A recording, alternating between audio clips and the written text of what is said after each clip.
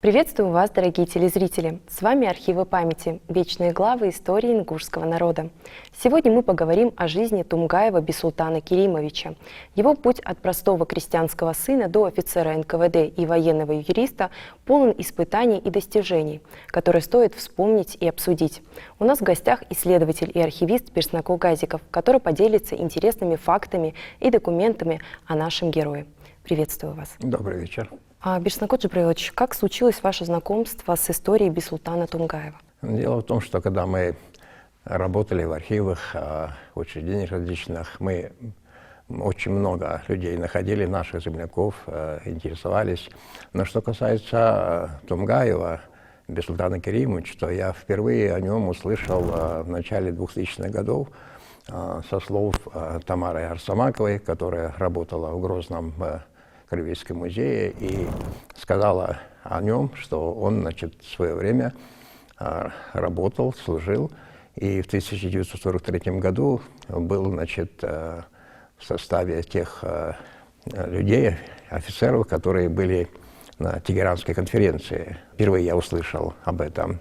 Ну а потом мы продолжали, значит, работать, и специально сказать мы не искали материала, но по ходу мы обращали на него внимание. Но надо отметить, что в нашей литературе, которая выходила, очень мало сказано о Тумгаеве Бисултане Керимовиче. А вот какие документы помогли вам заполнить пробелы в его биографии? Ну, дело в том, что я думаю, что вот новый наш, так сказать, интерес к этой фигуре, к этому замечательному человеку возник после наших передачи о чекистах, которые мы проводили как-то. Вот. И позже, после передачи, я, значит, встретился с человеком, девушка, которая сказала, что вот вы говорили, а вот про нашего родственника вы, наверное, не знаете. А я говорю, а кто такой этот родственник? Она говорит, Тумгаев Бисултан Керимович. Я обещал, что я работал в архиве в Москве, я имел сведения о том, что там есть документы. Это имеется в виду документы в то время, когда Бисултан Керимович, он учился на юридическом факультете в Москве. Вот. И я обещал, что я поеду в Москву, и я эти документы возьму. И я действительно поехал в Москву, нашел эти документы. Это документы, которые касаются его, значит, когда он учился там. В 1933 он поступил, и в 1937 закончил. А так говоря о Тумгаеве Бисултане Керимовиче, надо сказать, вот семья нам передала фотографии. Вот, их достаточно много.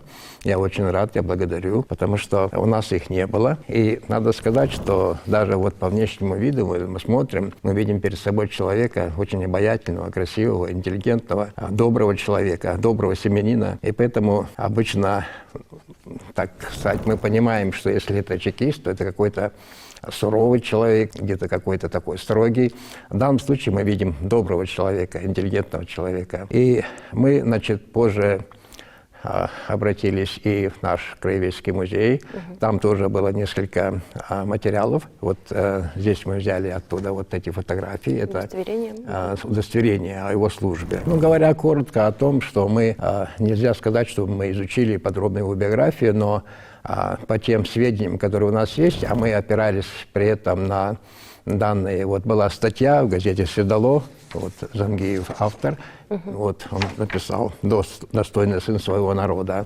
Вот мы пользовались вот этой публикацией, ну а также брали сведения. И вот в этих сведениях мы нашли следующее, что вот он родился в 1912 году в селе Насыркорт.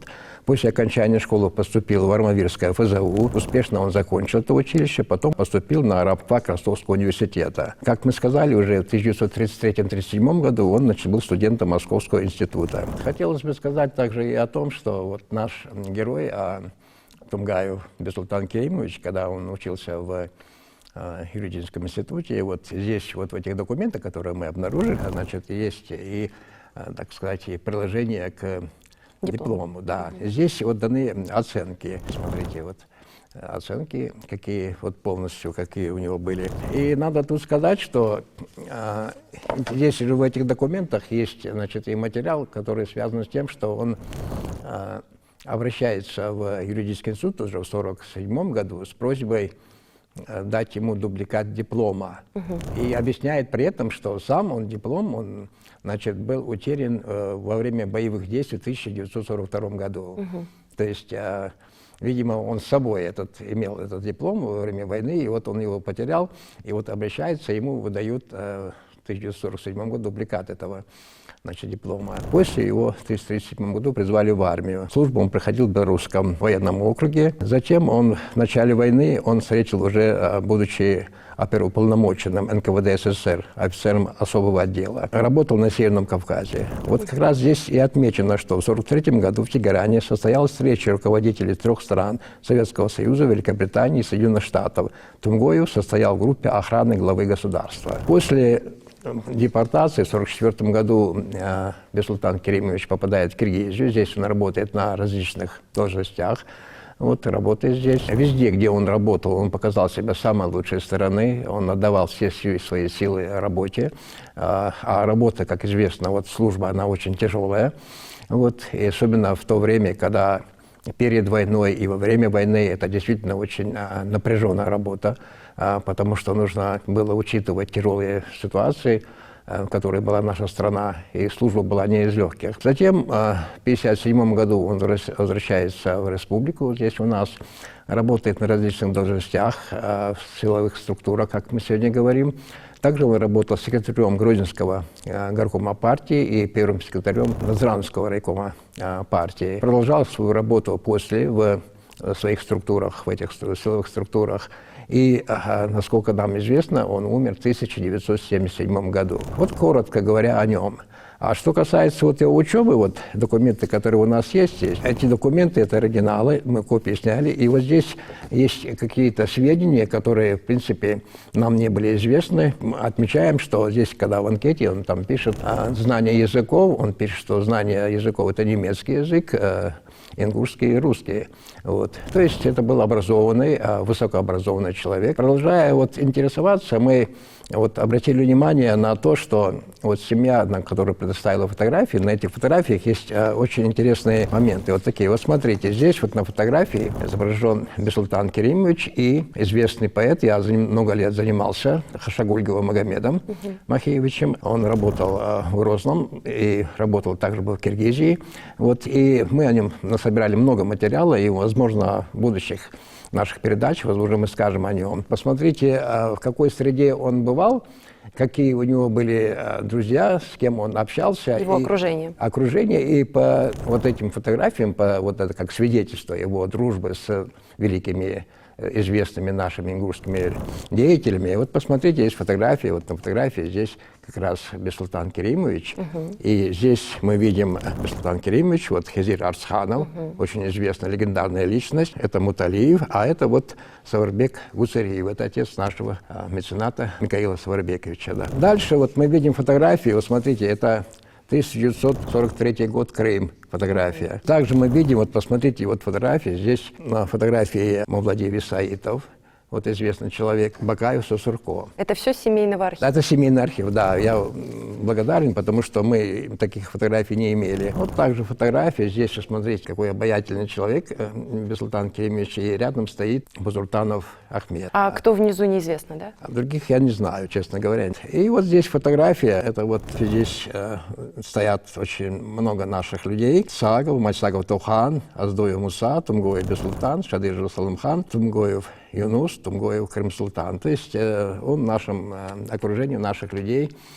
Мы видим, что здесь очень известный нам Туган Мальсагов, основатель нашего музея. Вот посмотрите на фотографии, известные тоже люди. Это Зязика Багаудин, писатель, и рядом Бисулт Тумгаев. И еще одна фотография интересная, это семья. Посмотрите, какая красивая семья. Большая семья. Очень такая приятная, очень чувствуется, что это действительно домохозяин, глава семьи и со своей дружной семьей. Вот есть данные, кстати, о семье? У меня нет данных о семье, пока не могу говорить, но в перспективе мы надеемся, что мы эти информация материалы... пополнится. Да, мы пополним их, и мы, значит, собираемся публиковать эти материалы. И там, возможно, мы будем иметь более подробные сведения. Вот посмотрите в форме, вот очень красивый человек. Бисултан Керимович. Это очень ценные фотографии, очень ценная информация, и мы надеемся, что в перспективе мы будем иметь более подробные сведения. Но когда мы говорим о сотрудниках, о чекистах, надо сказать, что, с одной стороны, искать материалы в архивах удобнее искать, потому что документация по вот этим представителям вот этих силовых структур, они есть, но для этого надо работать в архиве спецслужб. Я там не работал, и поэтому нет возможности такой. Но, с другой стороны, информация об этих людях можно получить из каких-то других документов. Вот, например, мы получили документы, когда он был студентом. А потом мы просматриваем различную документацию, связанную с наградами. И вот среди наград есть, он даже награжден, надо отметить, что он награжден медалью за отвагу, за оборону Кавказа, за победу над Германией, другими наградами. То есть мы можем получить тут такие сведения. То есть послужной список имеется, да, у нас? Нет, послужной список имеется, если поработать в архиве спецслужб. А туда нужно специальное разрешение? А так у нас нет таких данных, да. Ну, я думаю, что мы можем пополнить, если мы будем специально искать материалы по вот данному нашему человеку. Это дело времени. Но здесь я хотел бы отметить, что, говоря вот о чекистах, о тех людях, ингушах, которые служили, охраняли покой и безопасность страны, здесь надо отметить, что у нас достаточно немало людей, которые служили. Вот среди них я хотел бы назвать имена и Барахоева Мухтара, вот, Саидовича. Это, значит, и Алиев. Я бы даже могу показать некоторые фотографии. Вот посмотрите, вот Алиев, Идрис. Смотрите, вот мы принесли с собой ведомости. Это 1942 год. И здесь вот среди награжденных мы видим 5 ингушей. Это Алиев Идрис, это Султан Албагачеев, это Алухаев Бекхан, Гудиев Тухан и Халмурзиев Мухтар. То есть 5 человек в 1942 году, в июле месяце, были награждены различными наградами. Это свидетельство того, что наши люди, которые работали, служили честно, вот, отдавали свои силы. Говоря вот о заслугах наших чекистов, вот, людей, которые служили Родине, вот свидетельствует архивный документ. Это приказ 4-му гвардейскому кубанскому казачьему кавалерийскому корпусу. И вот от имени Президиума Верховного Совета Союза СССР за образцовое выполнение боевых заданий командования на фронте борьбы с немецкими захватчиками и проявленной при этом доблесть и мужество награждаю медалью за отвагу младшего лейтенанта госбезопасности Барахоева Мухтара Саидовича, уполномоченного особого отдела НКВД Чечено-Ингушской добровольческой команды корпуса, майора Висаитова. Затем следует гвардии казака Гантимирова Гази Бонаховича, казака 4-го гвардейского кубанского казачьего кавалерийского корпуса, капитана Катиева Хамида Биботовича, командира эскадрона добровольческой чечено-ингушской команды корпуса, медалью за боевые заслуги казака Аушева Магомеда Елмурзиевича, казака 4-го гвардейского кубанского казачьего кавалерийского корпуса. Вот этот документ, вот это свидетельство о том, что наши люди действительно служили честно, заслуженно получили свои награды. Здесь еще вот мы хотим показать наградной лист. Вот мы говорили о Барахоеве. Вот посмотрите, этот наградной лист. Это документ архивный, медалью за отвагу. Ну, еще надо сказать, что вот мы еще и раньше говорили о нашем выдающемся разведчике Цароеве Абдуле. И вот советская Киргизия в газете, это 1944 год. Вот мы здесь имеем указ о награждении работников НКВД КГБ. Вот такие документы, их достаточно много. И вот то, что вот мы говорили, вот указ, смотрите, о награждении, вот мы здесь вот даже подчеркнули на этих фамилии ингушей, которые отмечены здесь, 5 человек в одном приказе.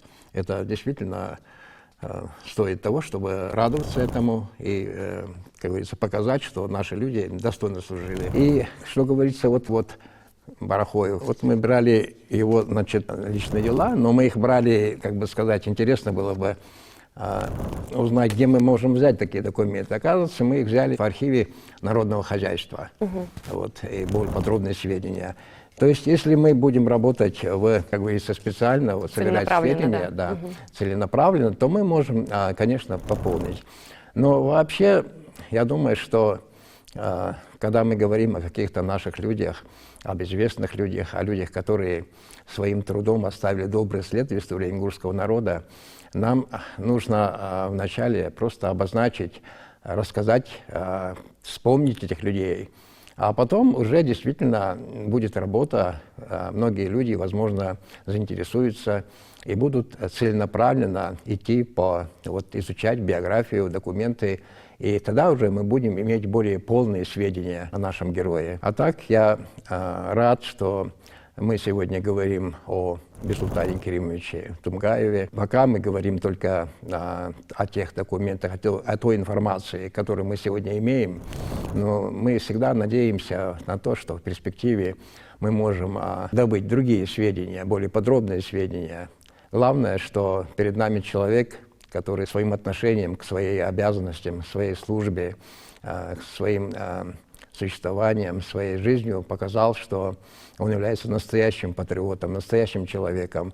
Несмотря на то, что были тяжелые события, была депортация, многое пережили люди, перенесли многое, но при этом они оставили, сохранили человеческое достоинство, были хорошими людьми и оставили память у многих наших людей, у нашего народа.